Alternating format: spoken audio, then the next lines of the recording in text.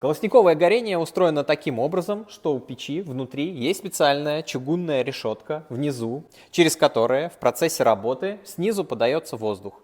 Этот воздух снизу поднимается вверх, обходит дымовой зуб и выходит через дымоход. В чем минус такого принципа горения? Он заключается в том, что дымовые газы снизу под большим давлением устремляются сразу же вверх, не успевают прогореть внутри топки и частично сгорают внутри дымохода и вылетают на улицу. То есть эффективность таких печей будет ниже. В чем заключается относительный плюс такой работы? Он заключается в том, что печка, во-первых, разжигается быстрее за счет того, что кислорода снизу подается много. Во-вторых, то, что внутри печи есть небольшой зольный ящик, и золу можно вытащить и вытряхнуть. Вам все равно придется выгребать золу из печи прямо изнутри. И таким образом этот плюс, он практически нивелируется.